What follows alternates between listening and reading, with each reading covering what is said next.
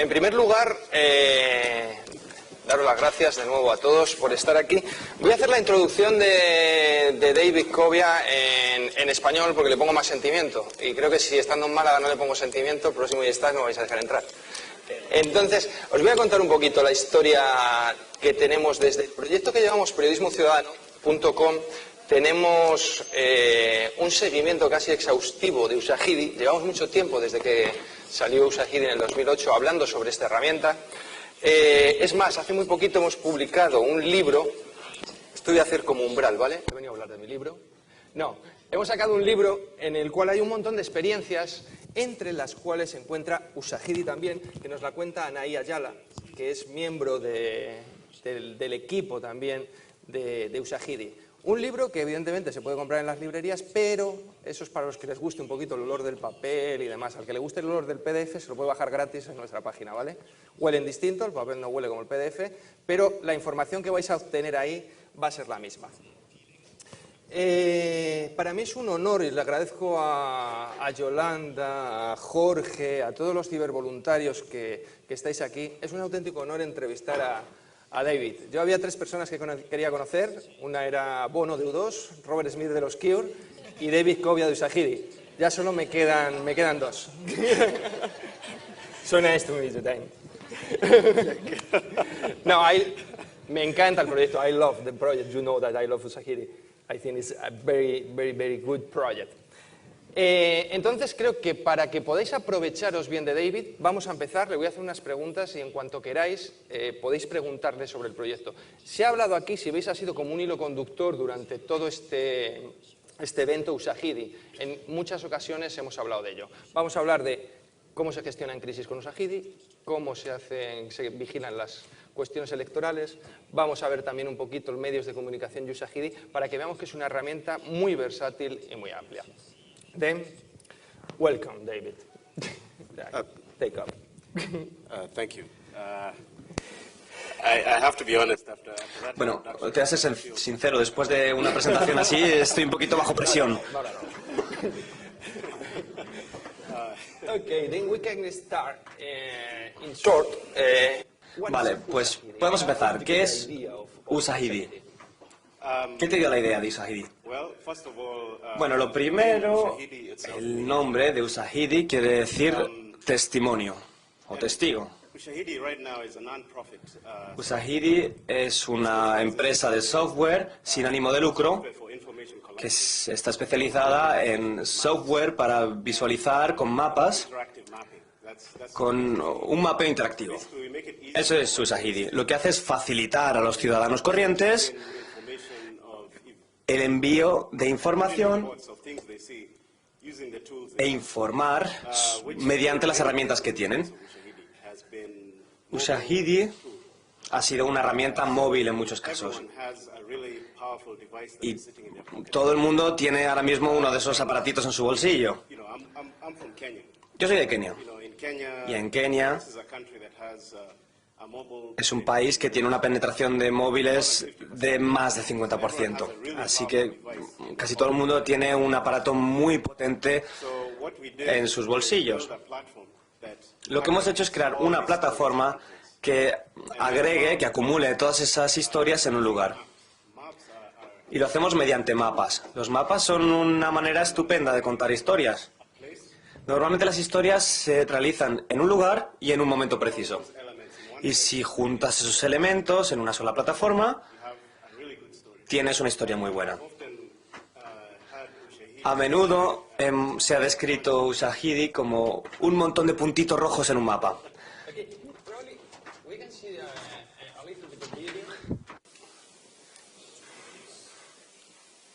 El vídeo. Está todo preparado, don't worry.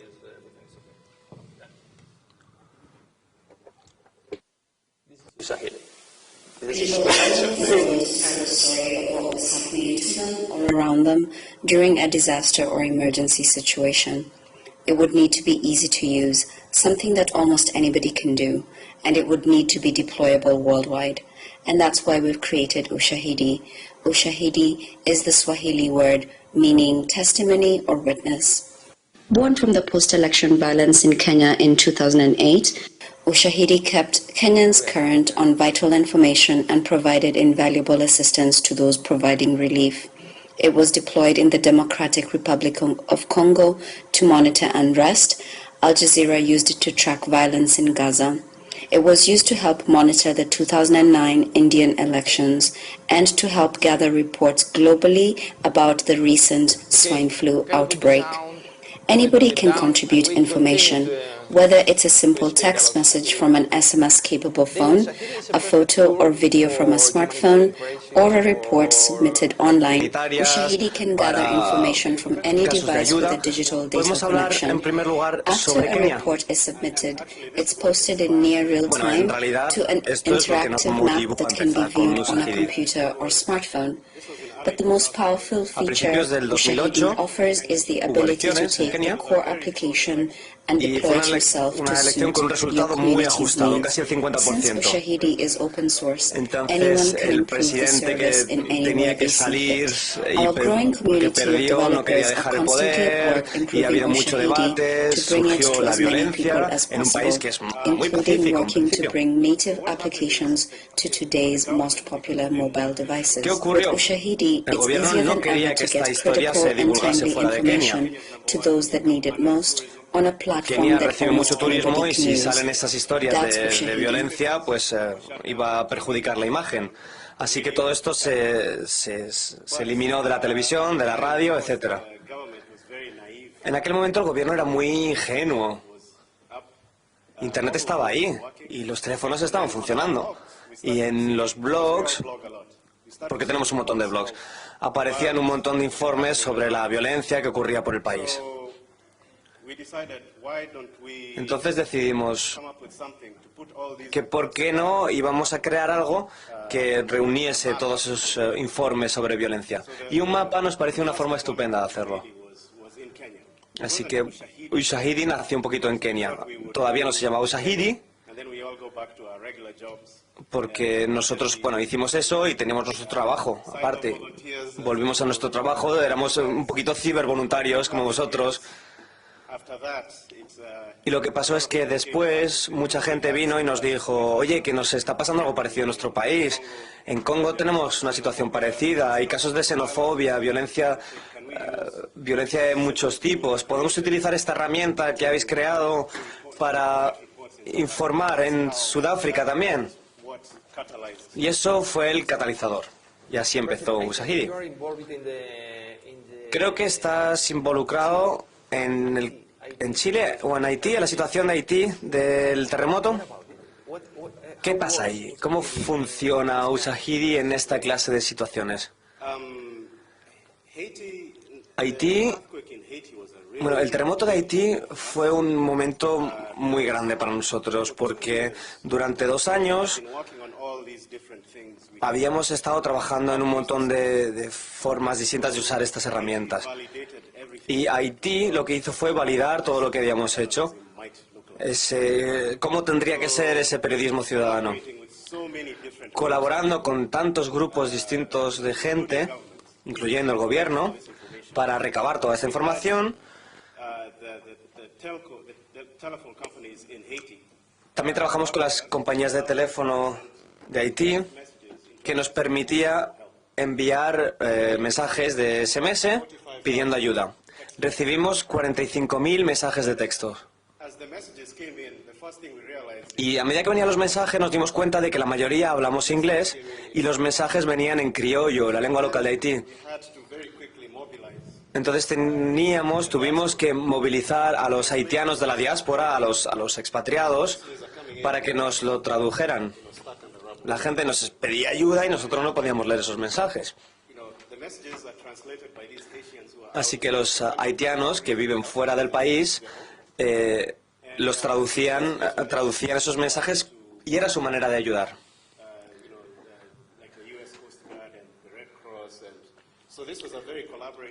Este fue un esfuerzo coordinado entre ciudadanos, gobierno, compañías y ONGs.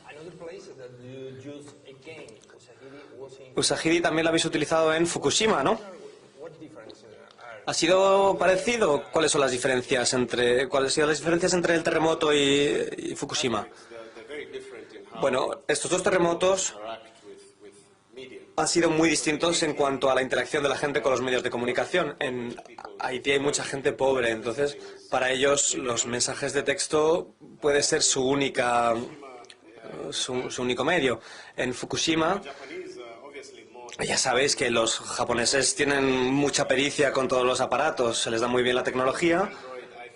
Y nosotros lo que hicimos fue crear herramientas para el iPhone y para Android que son muy rápidas. En África, por ejemplo, esto no lo puedes utilizar, lo de las aplicaciones.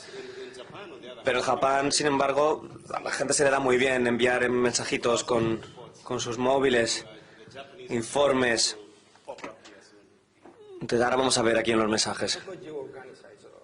¿Cómo podéis organizar toda esta información que habéis recibido?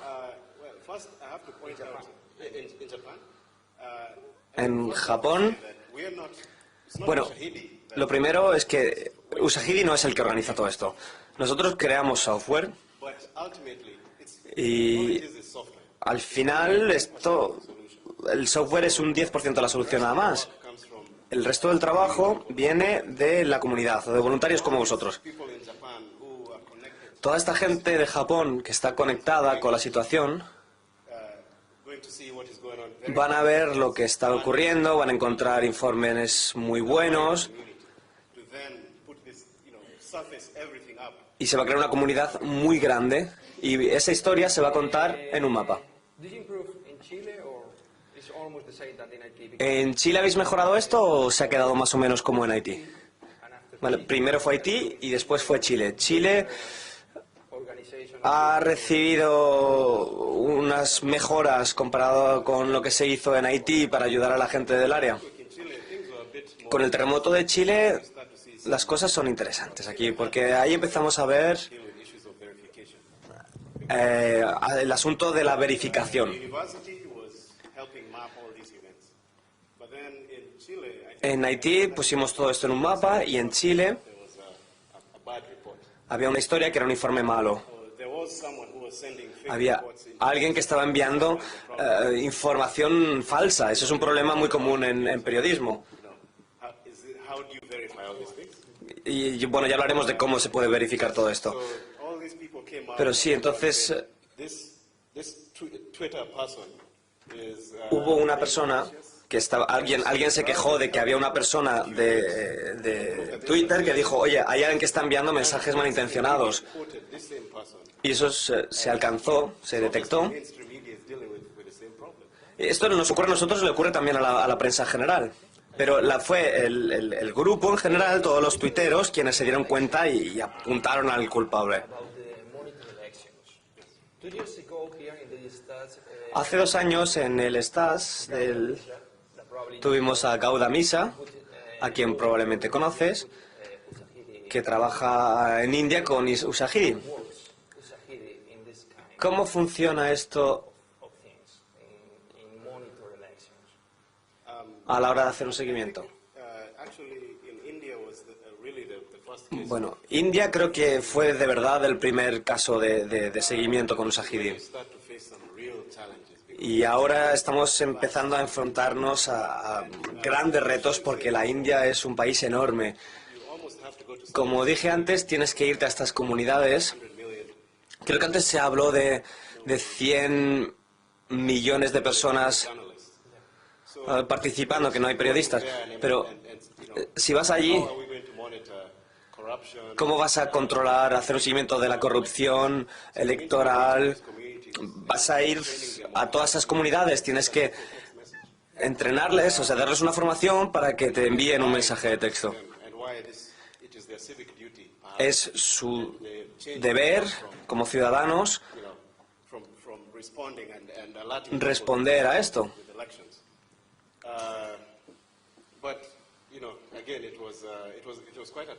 Pero sí, fue una tarea bastante ardua. Pero como te decía antes, el software es solamente un 10%, el resto del trabajo lo hace lo que se llama crowdsourcing, el trabajo de la multitud. La gente trabaja junta para llegar a un objetivo. ¿Tienes más ejemplos sobre seguimiento de elecciones en el que se haya utilizado Usahidi? Creo que en Nigeria se ha utilizado Usahidi con mucho éxito para las elecciones y en Kenia también. Para nosotros el éxito ha sido considerable. Si no tuviéramos éxito en Kenia no lo íbamos a llevar a otros países, claro. Kenia está muy bien interconectada, tiene muchos móviles y a veces parece que el crowdsourcing y el periodismo ciudadano implica mucho a la gente está en Twitter, en Facebook enviando mensajes,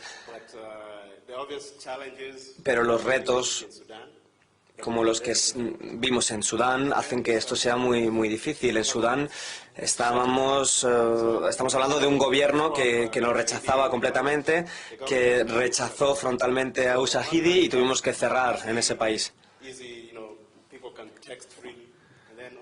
Es necesario que tienes países como Kenia en los que la gente puede enviar los mensajes que quiera y en otros países como Uganda no se puede. El gobierno controla todo eso. A mí me interesa mucho Usahidi como herramienta y los medios de comunicación tradicionales. ¿Cómo te parece que pueden utilizar los medios de comunicación tradicionales Usahidi? Creo que en el 2012 el gran reto de Usahidi es dar una respuesta rápida. Todos los de aquí seguramente estén con sus aparatitos. La mayoría seguro que ni me está escuchando. Están ahí con el ordenador, con su móvil. ¿Ves? Estamos en un mundo muy conectado y la gente tiene que responder rápidamente. Pero los medios de comunicación tradicionales, hace décadas, se cogía una historia y se desarrollaba durante días, semanas, meses, y hay que sacarla rápido, porque la gente está esperando. La multitud está sacando fotos, está tuiteando, está poniendo posts en Facebook. Así que hemos trabajado con algunas compañías de medios de comunicación tradicionales como Al Jazeera, por ejemplo. ¿Puedes contarnos de algo de Al Jazeera, la BBC y el Guardian? Al Jazeera ha sido la primera en utilizarlo en Gaza y en Somalia. Creo que uno de los que tuvieron más éxito fue la de Somalia. Somalia no tiene gobierno, pero tienen compañías telefónicas estupendas.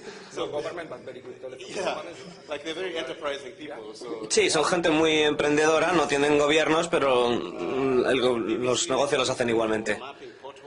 BBC lo utilizó para hacer un mapeo de Londres para hacer un seguimiento de las huelgas del metro.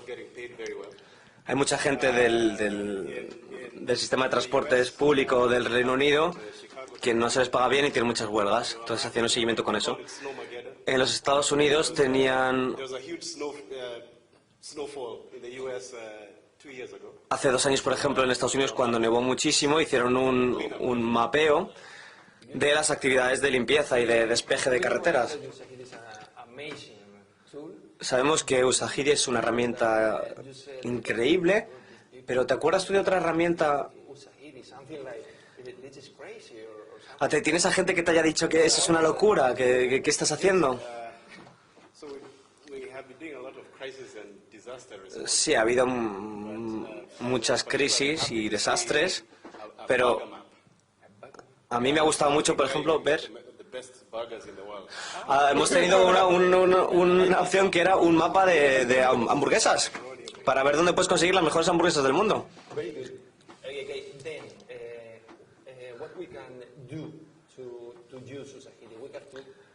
¿Qué se puede hacer para utilizar Usahidi? ¿Se puede utilizar online o cómo va esto? Bueno, como te decía antes, Usahidi es gratis y es de fuente abierta, es open source. Hay cientos de personas ayudándonos para escribir el código y a desarrollar la herramienta. Os podéis descargar el software, pero sin embargo hay gente que no tiene el conocimiento técnico para utilizarlo. Así que, debido a ello, hemos desarrollado una cosa que llamamos CrowdMap. No sé si me visteis ayer con la camiseta de CrowdMap. CrowdMap es Ushahidi en la nube. Puedes introducir tu nombre, tu contraseña y tienes Ushahidi en 2 minutos. Y hay herramientas de iPhone y Android.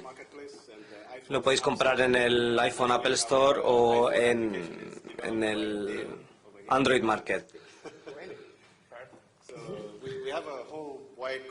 Bueno, tenemos una comunidad muy amplia ayudándonos con estas herramientas. Bueno, una pregunta que me interesa y que interesa al público que tenemos aquí. Es muy difícil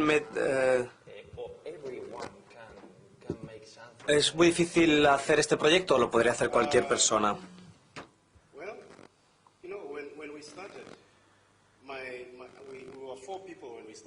Cuando empezamos Ushahidi éramos 4.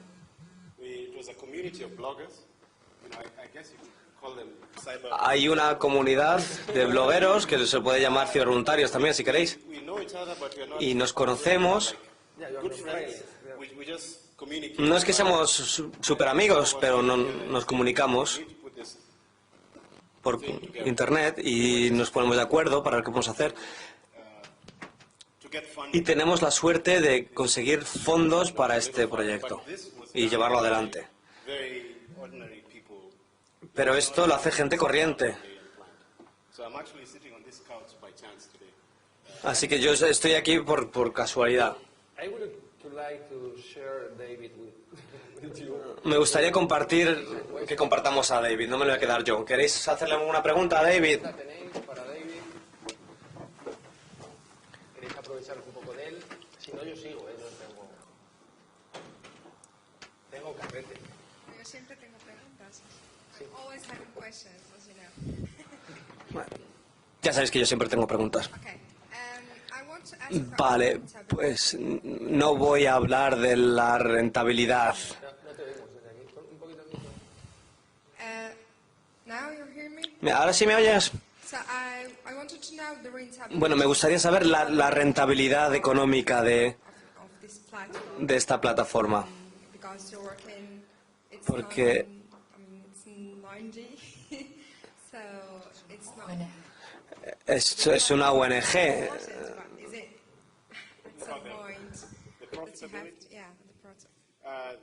That's a good question. At some point we have to be Buena pregunta. En algún momento tenemos que ser autosuficientes. we have been a non-profit software company. So we are a software company Somos una empresa de software sin ánimo de lucro. working with Y el lucro vendría de los usuarios de Ushahidi.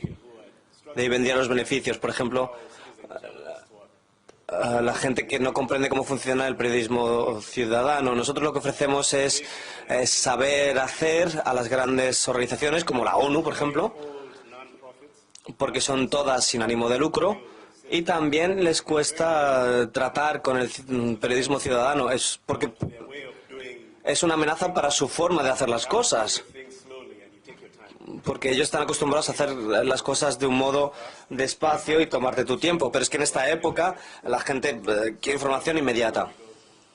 It is our expertise that we provide. Así que nosotros lo que ofrecemos es saber hacer, esa experiencia. I hope that answers your question. ¿Tienes alguna pregunta más? ¿Question? No. Sigo. Sí, hola, buenos días. Una pregunta casi en la misma línea. ¿Cómo se crea un software libre y hacerlo rentable para poder cubrir los gastos de toda esa plataforma y de todo ese trabajo? Hablas de ayudas que se consiguen, ¿de dónde vienen? ¿Cómo? Un poco esta curiosidad la que tendría. Gracias. I can see a trend here where the issue is always money. Veo una tendencia aquí que siempre hablamos del dinero. As I said before, we have been Como he dicho antes, hemos tenido mucha suerte de tener ayudas financieras. Inicialmente, Humanity United, que financia proyectos que tratan atrocidades humanas en el mundo, nos ayudó a emplear gente para desarrollar el software. A veces es un proceso muy lento, porque estás tratando con la comunidad y gente que tiene 5 minutos para hablar contigo. Pero en algún momento la idea del código abierto, la fuente abierta, se manifiesta como exitoso y rentable. Pero al final y al cabo es cuestión de proporcionar lo que es la especialidad,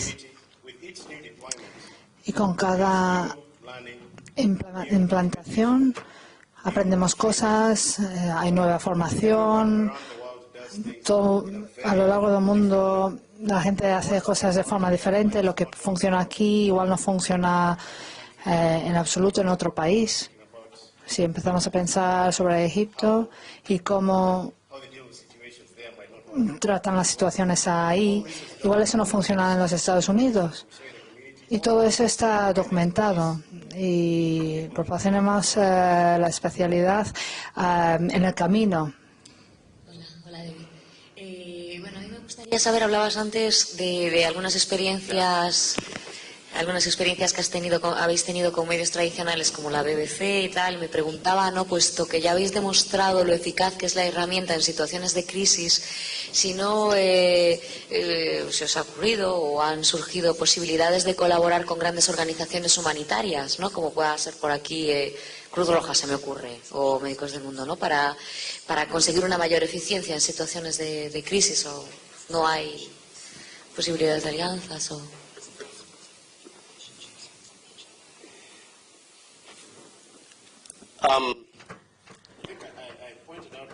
Creo que ya he destacado que hemos trabajado con organismos como la ONU, porque esas organizaciones tradicionalmente se han tratado con PDFs y esos son un dolor de cabeza. Compartir cosas con PDFs es un rollo. La gente que lo hace así, como buscar gente, pues eso se lo hacía en los años 80 o 90. Se compartía cosas como documentos reales.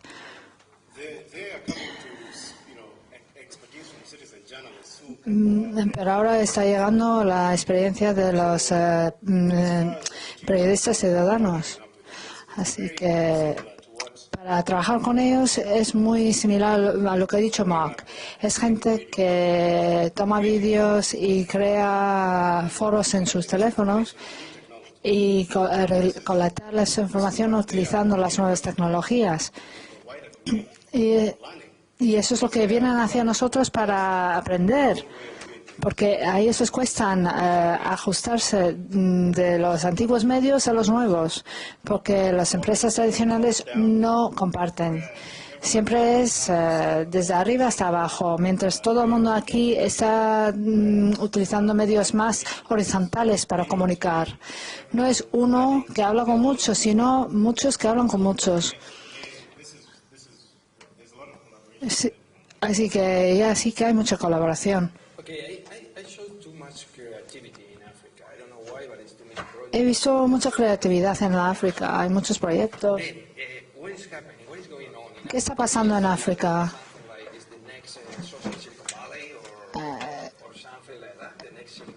¿Es el siguiente Silicon Valley? ¿Tenéis más creatividad que en otros sitios o cómo? Bueno, siempre había la brecha digital antes, donde tenías que tener un dispositivo físico grande para comunicar. Pero el teléfono móvil ha cambiado todo. Son dispositivos baratos que vienen de China y más allá. Las conexiones de alta velocidad, todo se junta y empieza a conectarse la gente. En un continente de 1.000 millones de personas, hay 500 millones de personas que tienen un teléfono móvil. Así que lo que empezamos a ver, porque toda esa gente está conectando y aprendiendo y en YouTube, y tradicionalmente el nivel de alfabetismo es de 80%.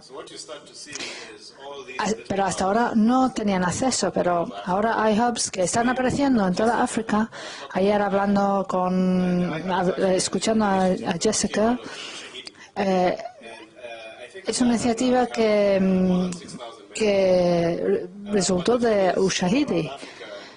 Y en todo África ya estamos viendo hay hubs que están apareciendo en todos los lados. Y lo que estamos intentando hacer ahora es conectar a todos esos hubs juntos y tener una conversación similar. No tengo una imagen conmigo, pero se llama AfriLabs. Y es un consorcio de todos los hubs, de todas las ciudades, porque hay tanta actividad. Pero uno no quiere trabajar solo en un sitio remoto, porque hay otra gente que viene de aprender el iHub y así podemos crecer más rápidos. ¿Tú crees que la brecha digital va a acabarse porque tenemos tecnologías móviles que son baratos, fáciles de utilizar y que podemos hacer los conocimientos? ¿Es posible que la brecha digital se acabe? Eso es difícil de decir porque a veces la gente no para de decir si tienes una conexión de alta velocidad ya es el fin de la brecha digital. Pero eso no es el caso. En los Estados Unidos ahora la brecha digital ahora es el gasto de tiempo. Una vez que tienen la alta velocidad es que pasan todo su día en Facebook, etcétera, y no están aprendiendo nada. Así que el paso siguiente es proporcionar herramientas mejores para que esta nueva generación de gente, una vez que se acaba la brecha digital, pueda aprender mejor con herramientas mejores. Porque obviamente estamos trayendo herramientas viejas a una tecnología muy nueva y eso nos ha traducido muy bien, nos ha resultado una transición buena, sobre todo para la gente joven. Entonces es cuestión de ser creativo. La brecha digital actualmente es que, bueno, ahora todo el mundo tiene acceso. Casi. Entonces el siguiente paso es ser creativo para enseñar a la gente.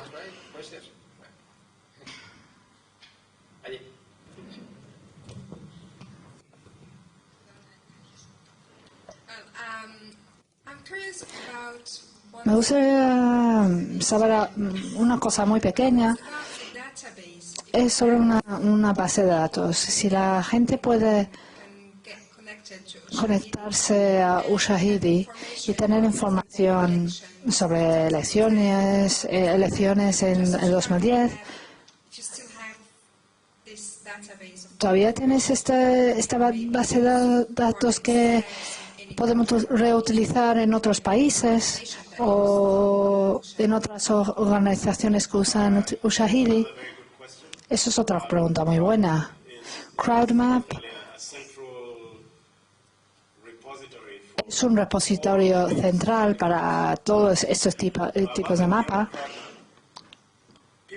En CrowdMap la gente ha utilizado el software y están utilizando en sus propios servidores y webs. CrowdMap es un repositorio central para la gente que lo utiliza. Hemos hablado de posiblemente diseminando esa información en una mapa global para elecciones en distintas categorías para que la gente lo utilice. Entonces, es una de las cosas en que estamos trabajando actualmente, compartiendo esa base de datos con todo el mundo. ¿Se escucha? Sí. Ya os vais animando. Sí, claro. Venga, vale. Vamos a ver, yo soy usuaria de Chrome Map y creo que es una herramienta fantástica y quiero felicitarle porque realmente además los usos que puede tener esta forma de mapear la realidad es mucho más amplia que lo que a lo mejor entendemos por crisis. Cuando hablamos de crisis pensamos en fenómenos como catástrofes naturales o, por ejemplo, lo que ocurre en un periodo concreto de unas elecciones, pero aquí en España se están dando otras situaciones que son más amplias y que además tienen una duración en el tiempo más larga, como por ejemplo cuando se ha utilizado en el stop desahucios, que es una iniciativa de un grupo de activistas en España que van mapeando los desahucios que va a ocurrir. Como eso no se sabe cuándo va a acabar, tenemos mucho trabajo por delante. Yo he trabajado en otra iniciativa que se llama Stop CIES. Los CIES son los centros de internamiento de extranjeros y bueno, también hay bastante en el Estado español, con lo cual nos queda mucho trabajo. Entonces la idea un poco era eso, decir que pueden surgir muchísimas más iniciativas que den un aspecto más amplio todavía de lo que es el concepto crisis al cual estamos acostumbrados y por otro lado que ser, como ha dicho, el repositorio necesario para saber todos esos mapas que hay, porque yo he curioseado mucho y he encontrado mucho, pero es que sé que hay más y habrá una manera de tenerlos todos mapeados, todos los trabajos que se han realizado a través de la plataforma de Chrome Map o de Usagir en general. Y nada, felicitarle porque me encanta. Muchas gracias.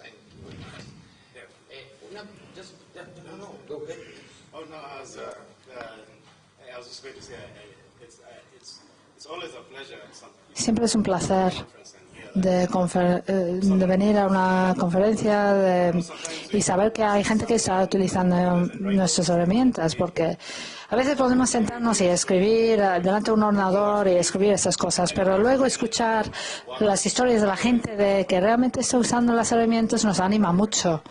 Una pregunta. ¿Cuántos conocíais Usagiri antes de venir a este eStats? Los people know Usagiri before the eStats. ¿Cuántos lo conocéis ahora? Now, look at this, it's wonderful. Mira esto, fantástico ahora. Bien, mira, quería hacerte una pregunta que viene a colación de lo que es el periodismo ciudadano, la participación de cualquiera de nosotros. ¿Cuándo dais una fuente como fiable?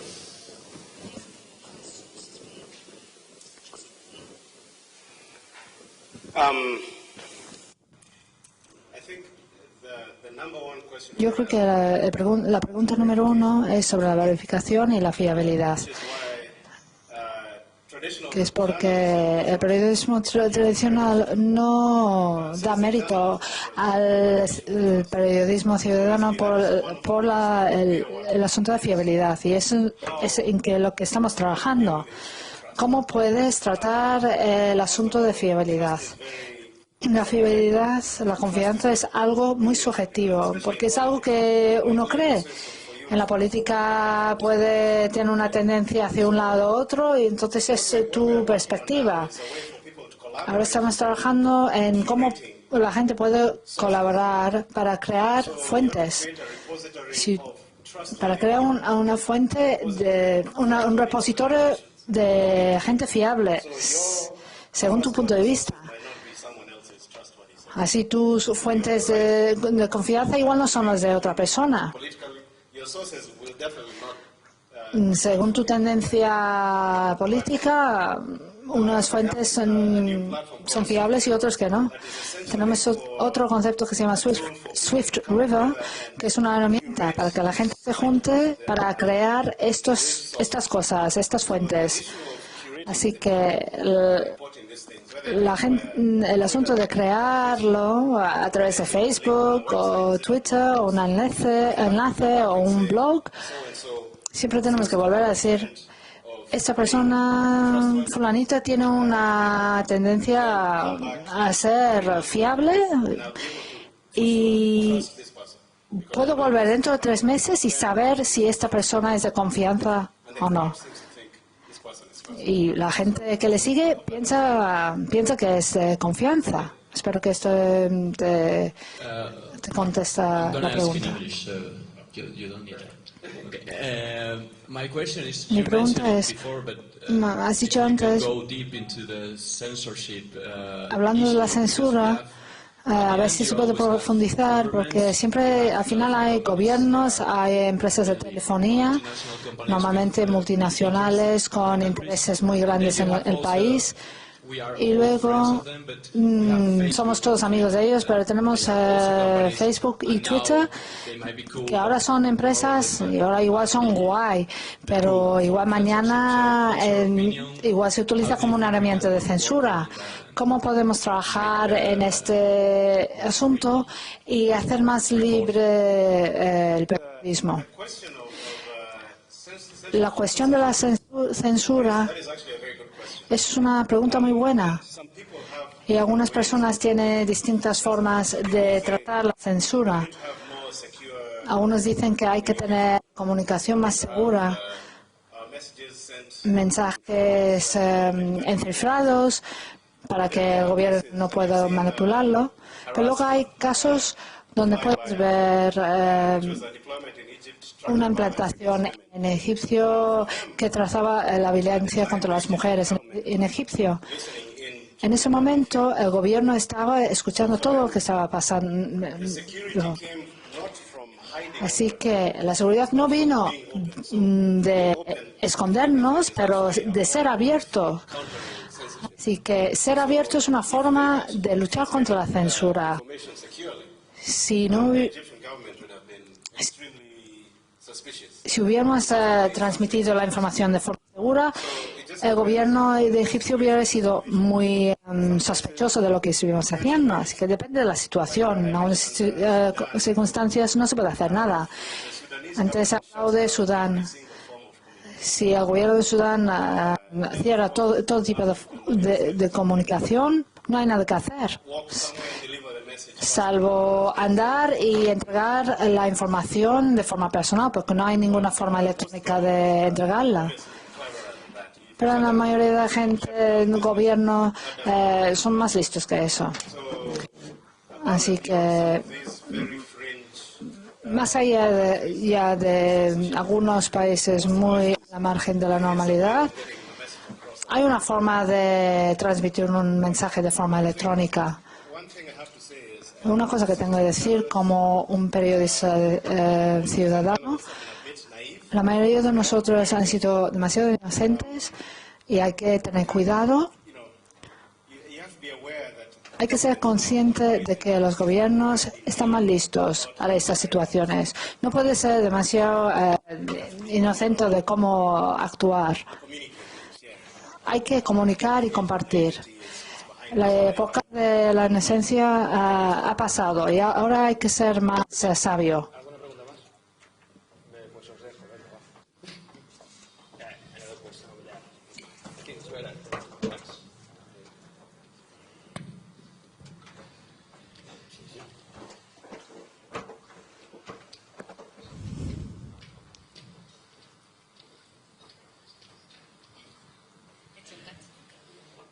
Hello, David. Hola, David. I think I'm going to do it in Spanish. Tengo una pregunta que en realidad a lo mejor no es el marco ideal para hacerla, pero yo querría saber realmente, de la misma manera que, por ejemplo, para la comida, que es una cosa que consumimos habitualmente, existen sellos de calidad, de producción y todo esto, si existe algún label. Label se dice en francés, no es en español. Algún sello de calidad o algo de esto sobre cómo se extraen los minerales, por ejemplo, para hacer todas estas cosas de las nuevas tecnologías y el modo, si hay algún sello así de calidad, de decir, bueno, yo me compro un Mac y sé que los minerales extraídos con los que se hace el Mac, como el coltán y otros, se han extraído de una manera siguiendo los derechos humanos como mínimo.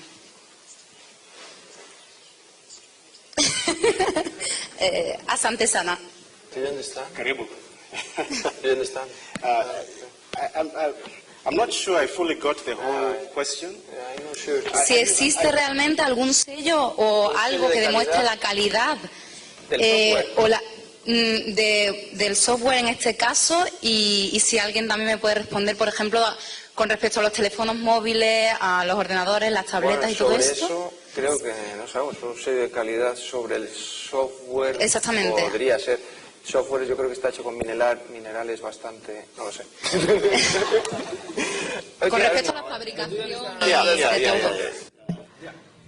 Gracias. I mean, the thing is, this is such a new space. Este es un espacio tan nuevo. There's not really a seal of quality. No hay un sello de calidad. Lo mejor que podemos hacer es asegurarnos de que la gente que está produciendo ese software, o mucho de eso es información muy sensible, así que los elementos básicos tienen que ser seguros hasta cierto modo. Así que estamos forzando a que todo el mundo que utiliza nuestros productos o que están usando un web con HTTPS para asegurarse que está almacenado de forma segura, porque igual esa gente está poniendo en peligro sus vidas. Es que no hay que guardar información demasiado sensible en los móviles, donde se puede extraer, pero realmente no hay ningún sello de excelencia de software. ¿Es algo quizás que necesitamos? Bueno, es algo que se puede desarrollar, ¿no? No lo sé. No sé si realmente puedo contestar esta pregunta, pero bueno. ¿Alguna pregunta más tenéis por ahí? ¿No hay más preguntas? Pues seguimos.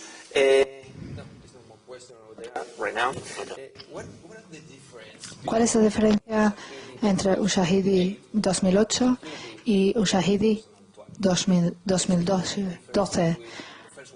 ¿Hay mucha diferencia entre el anterior y el software abierto de ahora?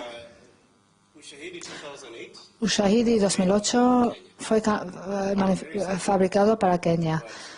Era muy sencillo, pero cuanto más escuchamos a la comunidad, solicitaban tantas cosas según la región y el país,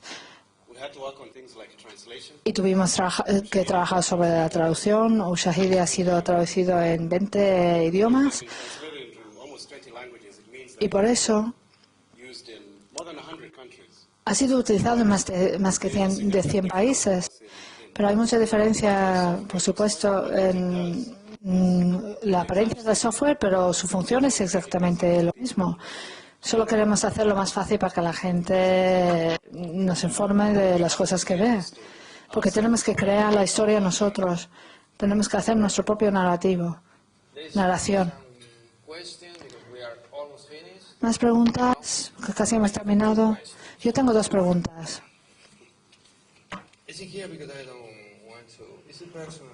Es una pregunta personal.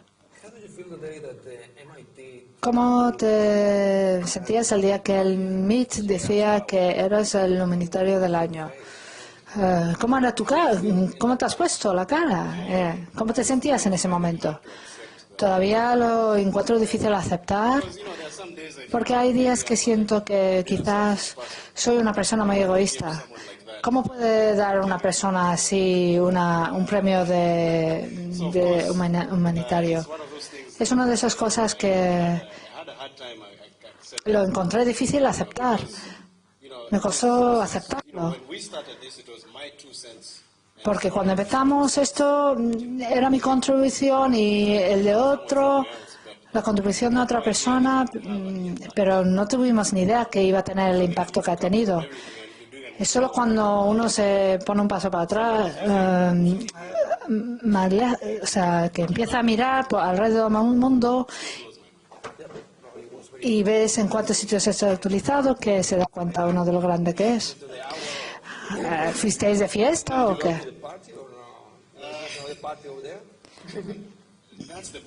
Ese es el problema. No, es que no había una fiesta. Tengo que llamarles. Quizás tiene que venir a Málaga a hacer la fiesta aquí.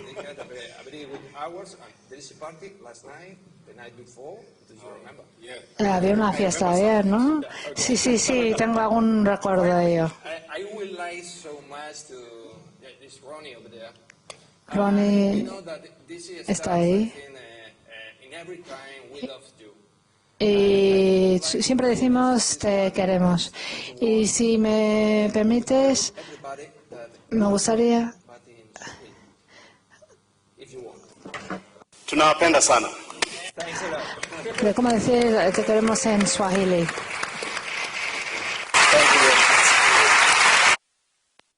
Ah.